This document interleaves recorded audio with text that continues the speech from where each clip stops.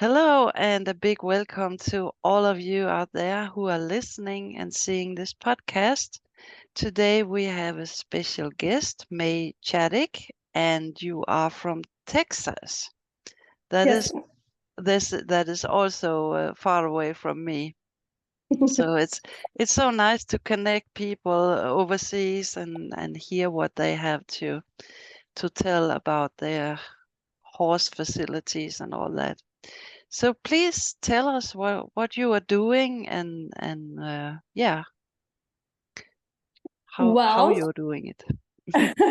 well, we're in Houston, Texas. I own Vantage Point Farm, which we are primarily an American Saddlebred training and showing facility. We train American Saddlebred horses, Hackney ponies, Friesians, and Morgans as well. But the Saddlebred is what we specialize in and what is my true passion as a breed. We May offer riding. Yes, ma'am. Maybe you should tell us a little about this breed because we're not familiar with that here in Europe. Oh, I would be delighted to. Yeah. The American Saddlebred horse is the oldest registered breed of the United States. They Mhm. are native to our country. They're a breed that actually originated back in the colonial days in the early to mid 1800s. The original breeds that were combined to form the American Saddlebred were the Thoroughbred, the Morgan, and the Narragansett Pacer, which is now an extinct breed. But the saddle horse was developed by the colonials looking for a larger breed of horse that had easy ground covering gaits, and very intelligent, pretty horse. And so that's how the breed started. They've actually been very, very active in our nation's history. Horse shows and horse racing all began, towards the end of the 1800s. But the American Saddlebred was the mount favored by the officers in the Confederate War, in the U.S. Civil War. They were officers' horses on both sides of the equation, in that both General Grant and General Sherman's horses were actually American saddle horses. And it's just evolved into, many think of as just a show horse. That's primarily what our breed is known for, is really long-necked, long-legged, very athletic horses with a lot of natural motion and forward impulsion. But the Saddlebred is a very versatile breed, like many others, and we're blessed with a registry that recognizes that. I love my industry because there's something for every horse lover within our breed. If you want to ride Western, hunt seat, dressage, we have horse saddlebreds that are doing endurance riding, show jumping, you name it, they can do it. It's just about having the right horse for the right job. Yeah. Wow. Mhm. Is there a limit how big or how small they can be?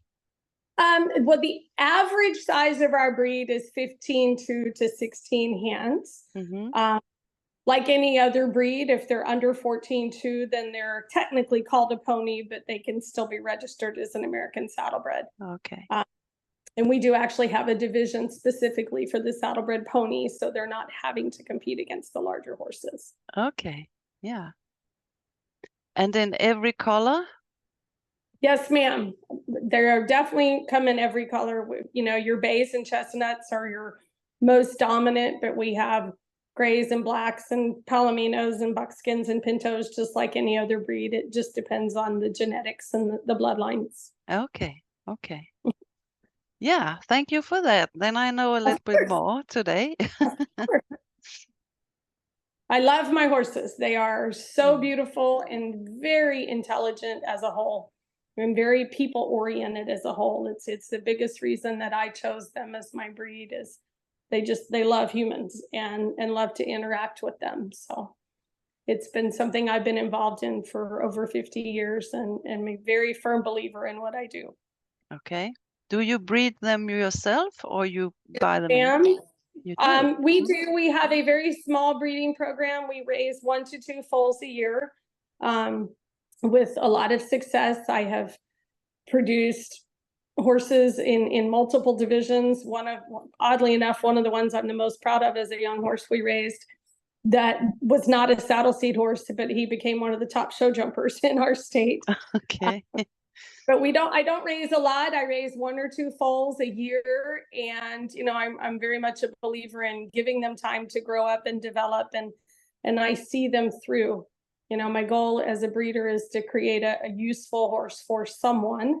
And regardless of what that horse's career is going to be, they grow up with the protection of having me as their breeder. So if at some point in their life down the road they are in a bad spot and need a home, they get one here. Fortunately, I haven't had to do that, but it is a guarantee. It's something that I raise that comes with it. Oh, that's great. Then they have come to the right home. Yeah. I believe in the responsibility. If you create that life, then you need to see it through. But so far, everything we've raised has gone on and been a good, useful animal for someone. Some have made top show horses. Others are just personal pleasure horses. Wow. And your facility, do you have riding school, or how is that? You have? We do. We offer lessons for children and adults. We start children at ages 4 and up. We teach probably about 45 lessons a week. In addition to our training program, I currently have 16 horses in training, and I work with the horses and their riders. And then we have students that come and take lessons on our school horses. Yeah. So that's a big one. Do you have help on the farm, or you do it? Yes, ma'am. I do. Oh no, I have 3 full-time employees. One of whom is a second instructor with me, and so it's a big team effort around here. It's a lot of work, 7 days a week. We are all out in the barn taking care of horses and out in the fields, doing our job and running the farm. It's obviously not without its challenges, and like anywhere else, we have weather challenges here in Houston, a lot of which is the heat. And then we also face, because we are near the Gulf Coast, that we do get hurricanes and severe storms and have to deal with whatever Mother Nature brings us. Wow. Do they come often, hurricanes? Well, that depends on your definition of often. Some people would say one is too many. Yes, I agree. We're 60 miles from the Gulf of Mexico. So I was taught at a very young age to keep an eye on the weather and, just to be prepared. But hurricane season is officially from the 1st of June through the end of October. Okay. It's been a fairly active year. We had one hurricane this year called Hurricane Beryl that came through in June. It was a mild storm in, comparison to many others. But, the biggest danger for us is flooding or being without power. Okay. Like a lot of farms, we're on a well. So if you have no power, you have no water. But we are very well prepared. If we know that there's a storm coming, I bring in a 2-week supply of feed and hay and bedding. We have a generator here on the farm that can immediately get linked to the well to water for the horses if we need to. And we also have the capacity to store up about 1,200 gallons of water, which sounds like a lot, but it really isn't when you have a large group of horses. Yeah, I know. And when it's warm as well, they drink a lot. Yes, the heat is definitely a factor. So, but we've been blessed. We have a good, solid facility and a lot of hardworking people that are very committed to the well-being of the animals. So we have storm plans in place, and just depending upon what is actually happening dictates, what we put into motion. Yeah. Do you teach all of these?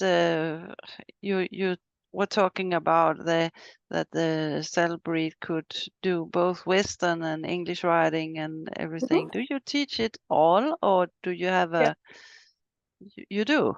Okay. So tell us Yes, about we it. have. Yeah.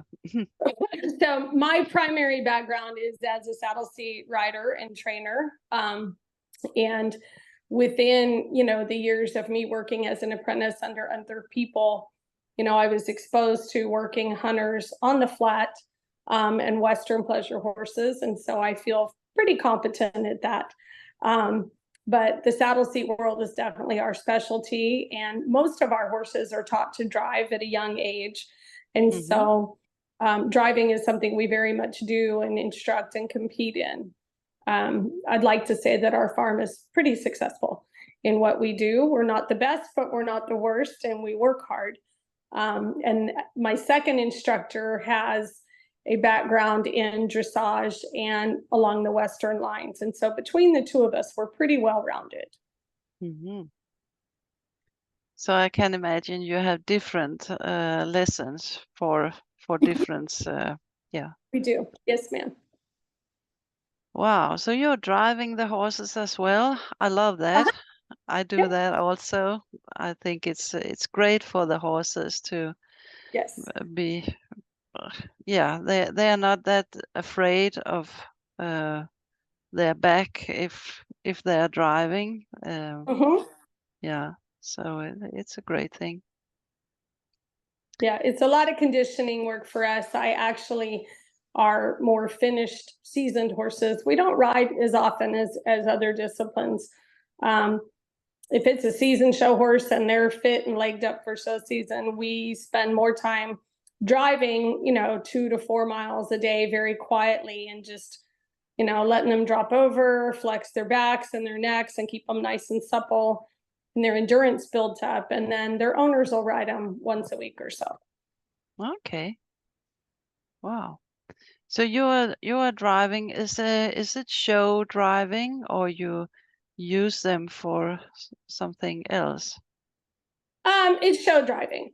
Yeah. 90% of the time it's show driving. Yeah, we Okay. have, again, within our breed and within the Hackney pony and the Frisian, there are different levels of competition as far as if it's a pleasure horse or fine harness horse, and how athletic that animal is.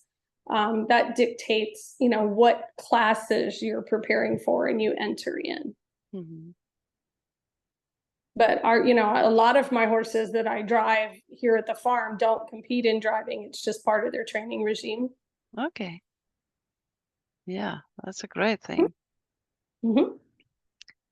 So you have a lot of students and they come from all over. How do you have a groundwork also for driving, or it's only riding students you have? We teach driving lessons as well.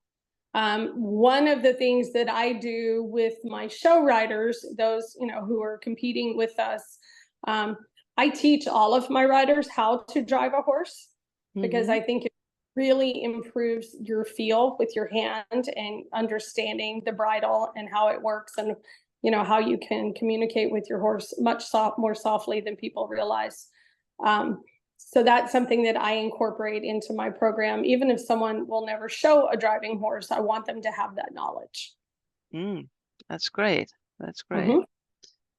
And you prefer to have them soft in the reins? Oh, yes, ma'am. And Contact, but not pulling. Yeah, that's right. I know that some in my country they always say, yeah, you can't ride a horse that is driving because it becomes stiff in the sides. But I don't agree. How is your thought about that?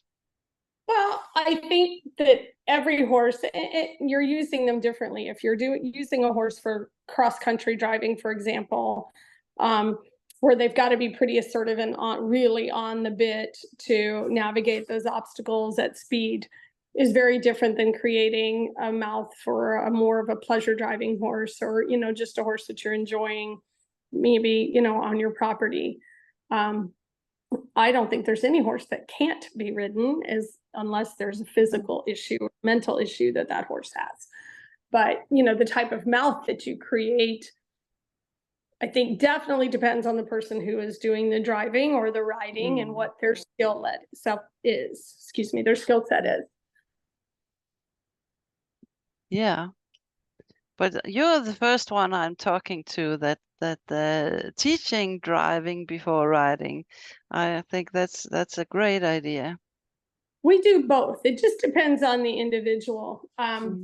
I tailor my lessons, whether they're for the people or for the horses. It's very much on that individual and what their needs are, you know, where are their strengths, where are their weaknesses. And so most of our riding students begin riding first. And when they get to a certain point, then we incorporate ground driving or actually sitting in the cart and learning how to drive.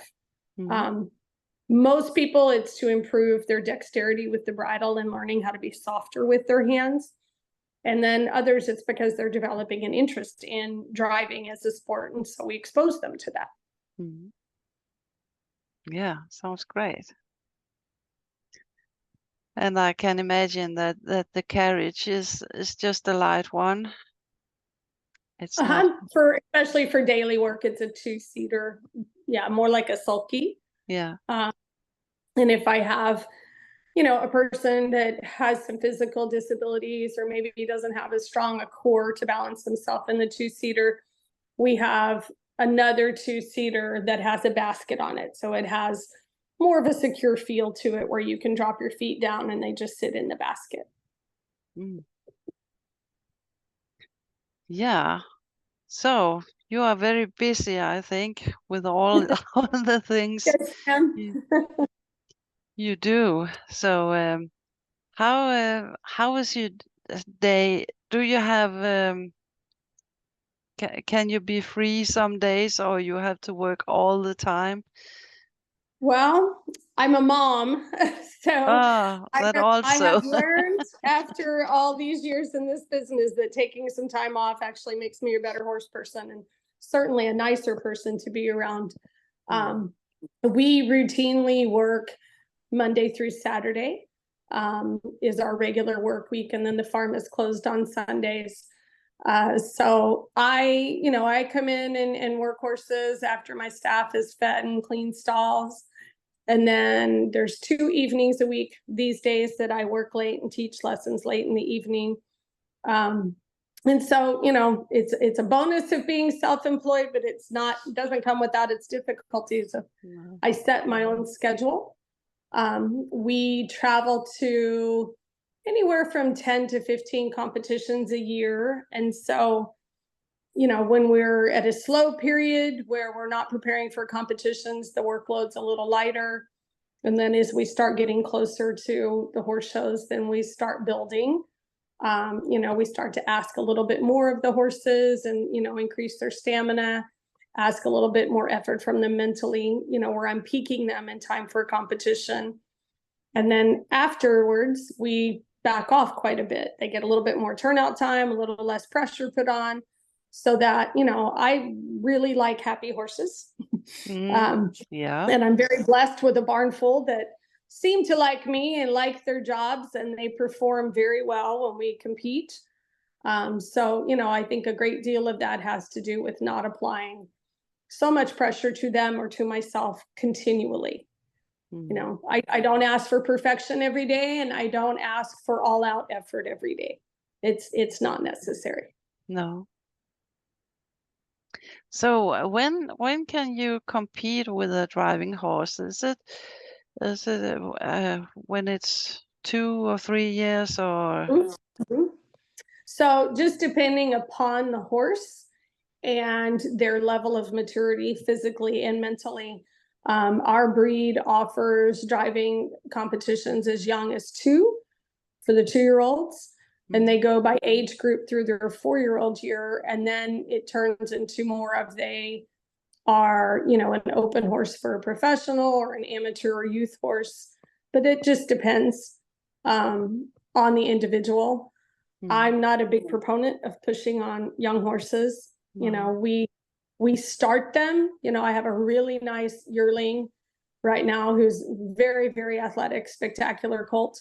But I will start him and just get him wearing tack and ground driving a little bit, understanding that he does actually have to listen to a human.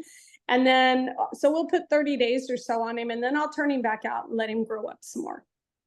And we'll bring him in closer to late summer of next year, his 2-year-old year, to begin some very quiet work.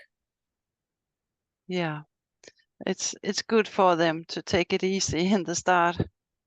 Yes, and I mean their bodies are not ready. They're still growing. Their joints are still expanding, but their minds aren't really ready for a lot of that pressure either. So that's just the pattern that I have chosen to follow. Our horses get very big at an early age. And so, you know, for the safety aspect of the people dealing with them, I like to put about, 30 days to 6 weeks of time on them, just for them to understand that they can wear tack and it's not uncomfortable, get their feet handled, all of those things. And then we turn them back out in the pasture and let them grow up for a while. Yeah. That way, when they come back in, they remember that somewhat that they've been broke to tie, and tack is not so scary. But as large as these horses get so young, I have just found it to be a little safer to get those first lessons over with before they're gigantic. Yeah, that's right. And as you said, they remember when they get a break, and yeah, it's great. Fantastic. Anything else you would like to tell us about your facility? For how long time did you have this? This farm we actually have been on for 3 weeks, effective today. 3 weeks? Yes, ma'am. Wow. We moved the entire operation the 1st of September. We had been at our other farm for 9 years, and it was a lovely facility just around the corner, but we outgrew it. Okay. Just in needing more pasture space for lesson horses and mares and foals, and then really having the need for that nice covered arena. So I have spent a couple years looking and working hard to get to this point, and we did. We remodeled quite a bit here and built some new tack rooms and things, and moved 30 head of horses just a few weeks ago. Wow. So we're still settling. We are still very much settling. And we went to a horse show last week. So everybody here is a little bit tired and ready to slow down a little bit, but we're still settling. And, the horses are very, very happy here. The people are definitely very happy here. We love our new home. That is great. But did you move far away so you lose your customers, or it's in the area? It's literally 1.5 miles away. Wow. So that was great. Yes, it was very fortunate to find, as nice a facility as we did, so nearby. So it worked out really well. I'm a very firm believer that some things are meant to be. Yeah, I know what you mean. Well, congratulations to your new place. Thank you. Yeah, it's lovely. It's a lot of work, but that's okay. Yeah, it's okay. When you have a great time there, it's okay. You can work.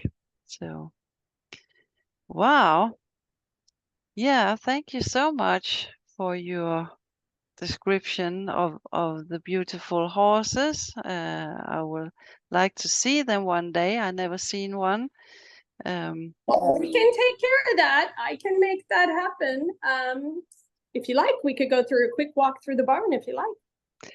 I think that the people will like that. Yes, okay. I'm sure. Well, I am going to turn my camera around and just show you a few photos here in the office, and then we'll go walk outside in the barn.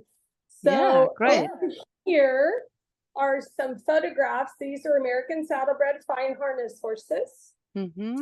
And then I'm going to walk over here. This is my personal horse. I think I'm showing you his picture. Yeah, this is Good Night, Sweet Dreams. So you can see, I'm not sure if I'm actually getting the picture or not. There we go. What I'm talking about, the length of neck. They're very refined, elegant breed. They're a light breed. There's some more pictures of him. I think it's showing. I hope so. This is Sammy. It's his barn name. And the photos that I hope you are seeing are him visiting with children that are cancer patients. And then to the right is him showing at the Houston Rodeo. We took him and competed with all the quarter horses there, and that was pretty fun. He was second with a first place vote in an all quarter horse judging panel and the only saddlebred there. I'm gonna try to do one more. It's hard for me to do this reverse. That is him showing as a 3-year-old. It's a little tricky. I'm not that coordinated with the camera. But let's take a walk in the barn. I'm going to see if I can reverse this lens somehow. And we will. There we go. That's better. Okay. So this is a horse that we had in training years ago. You can. I'm trying to show you the driving horses. Yes. That's him winning a world championship. And you'll see the cart with the basket there. So that is what our amateur drivers use when they're competing. It gives you a nice footrest, but he was a very special horse. But we'll go take a walk around the farm. I think you all would like that very much. Get a little slice of Texas. Now that I've figured out how to reverse the camera, it's probably a lot better angle. So that is our outdoor arena. It is 100 by 200. And then out here is pasture space where we have our boarded horses are turned out enjoying their day. These are some of the barns.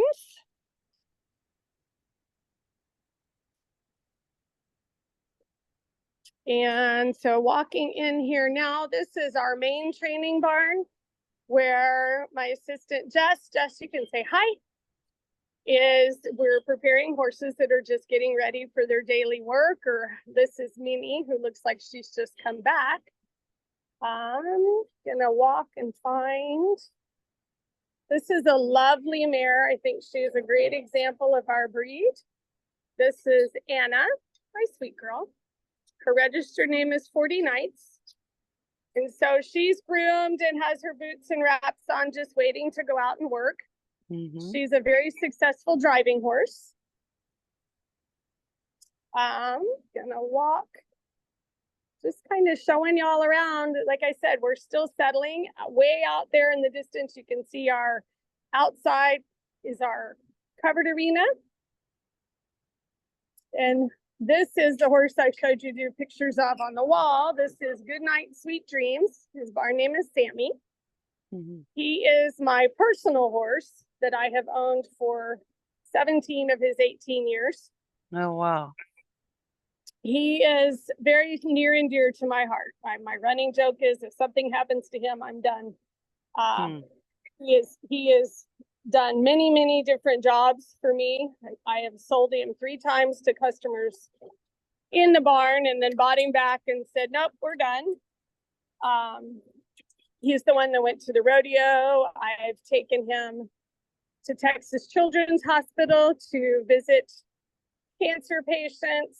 When COVID hit, I took him to our area nursing homes and we went and visited patients outside their rooms. Okay. To, try to brighten their day because the nursing homes were all closed. And so he is a wonderful boy. He's now currently carrying a 10-year-old little girl in the riding lesson classes. These are more paddocks in our big round pen. That's a lot of training work goes on out there. And I'll walk you over and show you. So this brown cart here is actually one of our training carts. That is what we use. This is for our Hackney pony, our roadster pony. But they're more of a sulky. I'm gonna walk to the back barn. This is where our lesson horses and overflow training horses live. Like I said, they're all pretty happily, well adjusted. Everybody's got a window and fans. Oh, Sarah, you gonna come say hello? Hi, Curly. This is one of our lesson horses, Sarah. All American Saddlebreds that you have seen. Hi, sweet girl. And then I will walk out to the covered arena. This is probably what most people would say is the most special part of the farm because it lets us work and train and teach lessons regardless of what the weather does. So I'll just scan the arena here. Wow, we put it's in big. yeah, it is. It is giant. It's 60 feet wide by 200 long.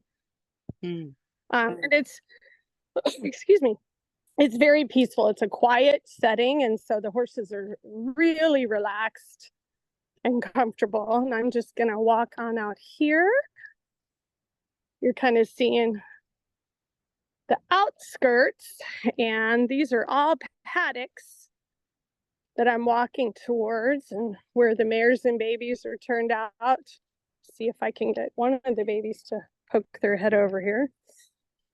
And a lot of our lesson horses live outside 24/7. They all have shelters and big hay feeders outside. So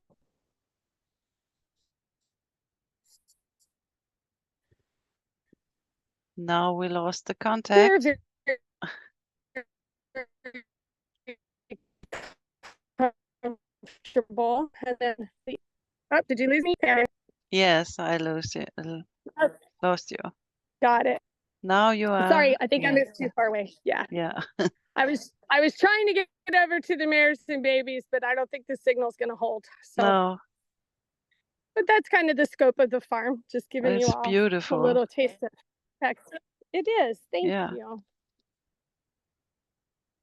Wow.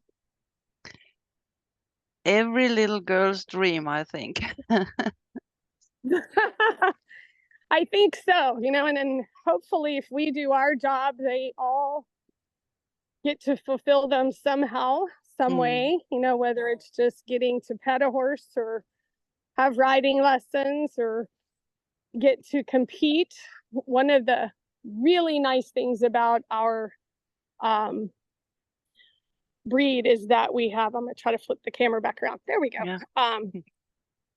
In our riding programs, we offer what are called academy classes, which allow our riding students to go to competitions, and they can actually compete to a national level without having to own a horse. So it's something that I believe that our industry does very well, is we provide that avenue for competing and learning, you know, the many life lessons that come along with competing, without a parent having to go out and buy a horse. You know, it's just a fact. A lot of people cannot and will not ever own a horse.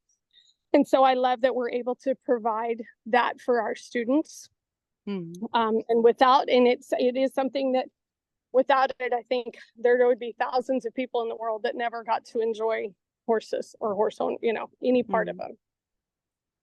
So we really enjoy that. And I'm going to walk you all back into, this is our lesson barn. And the boys are all here just relaxing. They've all had their morning turnout. This is JW. He's a little Morgan that is in our program. Hi, buddy. This is Mars. And Mars might not pick up his head because he's finishing his breakfast. Mars is one of several rescues that we have here. We have a fabulous organization called Saddlebred Rescue that goes into auctions all over the country and also into a lot of the Amish barns. The Amish people love our breed of horse for their daily use horse. Hello, Junebug. What's up, buddy? And so Saddlebred Rescue is an organization that goes in and they will try to purchase those horses before they get into the auction pipeline. And most of those horses have had some formal training. And so what they do is they get them and they put a little time, you know, just rehabbing them mentally and physically. And then they put them up for adoption and they make fantastic lesson horses. And so that's a program that we support quite a bit, and we're very proud to support it. Some of my best lesson horses have been rescues from them. I'm going to show you one youngster. This is the black colt here. His name is Must Be the Whiskey. Hi, buddy. He was born and raised with us. I own his mama. He's a super fancy colt. But I am standing outside his stall. I wanted you all to kind of get an idea of how big he is. He is about 15 months old now, and he's well over 15 hands. Yeah. Hi, sweet boy. I see you. So he is in the barn because he is a young stallion. He goes outside every morning and has some turnout. Hey, buddy. And then we're going to start doing a little bit of groundwork and some things. Just as he's starting to figure out he's a boy, it's really important to me that he has some manners. And yes. So, but he is a lovely colt, and has a lot of prospect for the future. So we're just, gonna teach him a little bit of the ABCs of the world, and then back outside he goes. But this is our second barn, which is very open and airy, and as you can see, the horses are quite content. They have really good space in the box as well. So yeah. Yes, ma'am. They're all 12 by 12 stalls with automatic waterers, and each of the stalls has a window. The stalls in the main barn all have windows that either open completely or they can at least see outside. Yeah. And all of our horses get out 6 days a week. Sundays are kind of all of our day off, but even then, so we just feed and clean stalls. I have one person that comes in and does just that job. But the other 6 days a week, everybody gets out, everybody gets to, enjoy being a horse. And then our clients are here 3 or 4 times a week to enjoy their horses as well. Wow, that's great to see. And they are really beautiful. They have big ears. Well, and I'm a little up close to them. If they pull another horse out here in a moment to work, then I'll show you at a little bit more distance. But like many breeds in the Arabian world as well, is your mares are going to have longer ears than a gelding or a stallion would. But the saddle horse is very thoroughbredy in look. They're really long-legged, light-boned creatures. Yes. But they have very, very long necks that ideally come straight up out of their shoulders rather than forward, like more of the dressage horse would or a hunter would. And then, same as in any breed, we want strong hindquarters that give lots of impulsion forward. And they tend to have and should have a more elevated natural way of traveling. But just like in a racehorse or anything else, some are more athletic than others. So it's one of the reasons that I love the versatility options for our breed, because not every horse is going to be a great harness horse or three-gated horse. And so, if they don't have a lot of extreme natural talent, you can't train what God didn't give them. You just can't. No, that's right. And so we, direct that horse's path into whatever they show us, that their natural aptitude is going to be.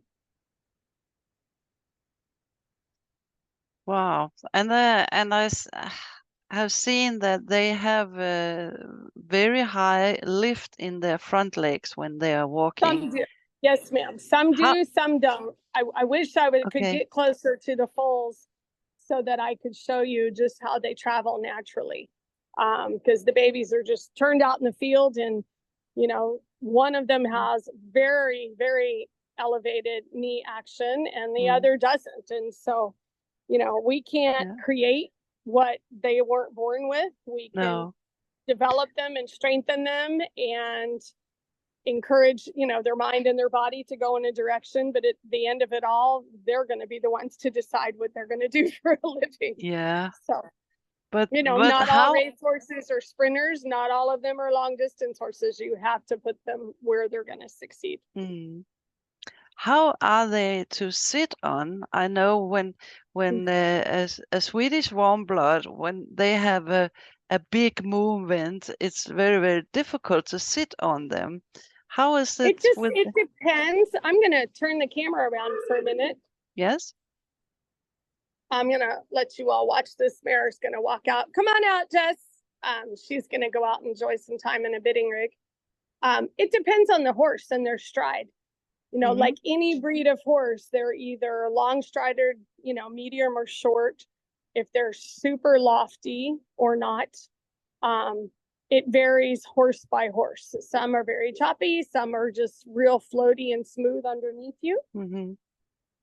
This is Anna. I showed her to you in the stall. She's just come home from, we came home from our horse show Sunday morning. So she had just a day yesterday of grazing and enjoying, you know, going out for grass and relaxing. And then today she's going to get a little buck and play time in a bidding rig where she can go exercise herself a little bit, but she's just going to have side reins on so she can mouth herself and play and buck and be silly if she wants, but keep her a little bit contained because she's actually going to another competition in just a few weeks. And so doing this, we use our round pen greatly, and we're very blessed to have it. It's nice solid walls. It's about 75 feet in diameter. Yeah. So the horses have a great deal of freedom. I'm standing outside letting Jess get her set up. And then when she moves off, you'll get to see how she moves naturally. You know, there's no one on her back. No, I'm not holding reins where I'm manipulating her at all. She's just going to do her thing. Play and be silly and be a mare.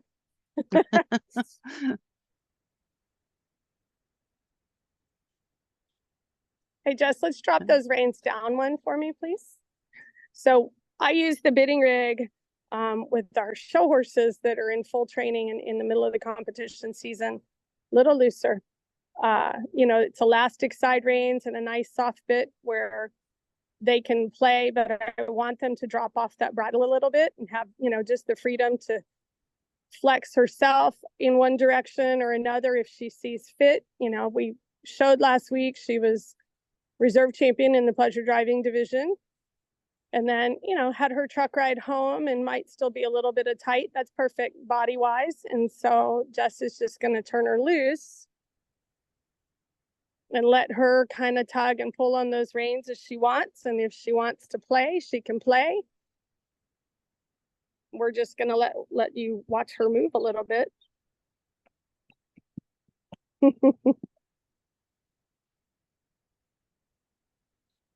But you can kind of see how strong she moves behind.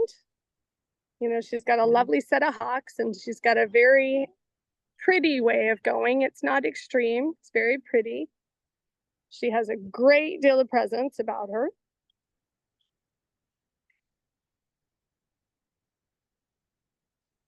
And so that's kind of what we're looking for. You know, this is a 16-year-old saddlebred mare. She's been there, done that for many years with a lot of success. And I want her just to come out and enjoy some playtime, but not be quite as wild as she would be if she was turned completely loose with no tack. Wow, really nice. So she's out there just snorting and blowing. Let her be, Jess. Just let her enjoy herself. She's just out here snorting and blowing, and atta girl, having fun.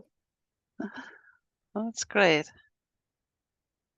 So yeah, that's a really good example of our breed. You can see how up-headed she is, but she's a big boned mare. She's very solidly built. Her chest is super broad, very straight legs. Yes. You know, but she's got a nice upright neck. You know, saddle horses, you want a big, beautiful eye. And, you know, again, the mares have a little bit longer ears than the geldings or the stallions. And so, you know, but we want shape to those ears. We don't want coarse ears. And we definitely want, you know, a pretty shape to their face. We should have a nice refined throat latch so that it allows for that flexion. Just ask her to take a step. So maybe she'll turn back towards the camera. There we go. That's perfect. Thank you, Jess. So she is a lovely mare. Like I said, she's been super successful. We're going to play some more. Showing off. Yep, just having fun, getting to be a horse. And you can hear her snorting and blowing. Yeah. And we do, you know, when they come out to play like this, they'll wear polo wraps and a pair of shin boots behind and a pair of bell boots that just protect them as they're playing. If she takes a funny step or, you know, bucks and pops herself in the leg, then she's hitting the bandage or the boot instead of her leg itself. Yeah. So all just protection gear. Very nice to see. Then I have seen one alive. I have seen many pictures and all that. So yeah. They are beautiful, very, very intelligent horses. Yes. As a breed, I've worked a lot of different breeds, and I have very much found the saddle horse to be the smartest one I've ever worked. Okay. As a whole, and very people oriented. And in our industry's focus is very much on the young and amateur rider, and so these are very high-powered horses. They have a lot of energy and a lot of enthusiasm for their work, but you really need a good mindset so that, that is their ultimate value, is to be very powerful and athletic, but to have the mindset that a young child or, 65, 70-year-old person can ride them. Yeah. And so that's what I love about them. I love their lust for life, but I love that they let us guide them. So, and then I'll show you one other that is not a saddlebred. He is a Hackney pony. This is a breed that originated in England. Let me turn the camera around again. This is Piper. Hi, buddy. You can come tell everyone hello. So Piper is a Hackney pony. He competes in the roadster division driving. He pulls a sulky. And this pony, when he is performing at his peak, can trot about 30 miles an hour pulling someone in the cart. Wow. And so it's hard to get a really good picture of him right now, but he stands 12.1 hands tall. Yeah. He is, how old are you, Piper? You're 12 years old now, I believe. But very strong, big boned, big stout chest on him, as you can see. He says, I want attention more than he wants to cooperate with the camera. Yeah. I know. That's not a bad thing. I No. like that the horses are happy to see me coming. Right. Yeah, that was a great one. I think it's the first podcast where we were showing around. So yeah, that's fantastic to see. So thank you very much for that. Oh, you're very welcome. I'm glad to. We love to share our horses. So any opportunity I get, we take it. And this will go around the world because there's many in Scandinavia who's looking at this. So yeah, so thank you very much for your time. And I know you have a lot to do. So yeah. So thank you for being here today. Thank you for having me. I appreciate it very much. And if anyone has any questions, if you don't mind, I'll give you my email address and they can write to me or reach out to me on Facebook. But my email address is mgizmo, Gizmo, Klein, Klein, @att.net. Or you can just look up Vantage Point Farm in Houston, Texas, and you'll find me that way too. We will put the links in the comments as well. Wonderful. So thank you very much. Thank you so much. Have a great day. Yeah. Thank you. And thank you to all of you who had been listening and seeing this podcast. And please subscribe, because then we can go on to all the beautiful people and horses out there. So thanks a lot and bye-bye.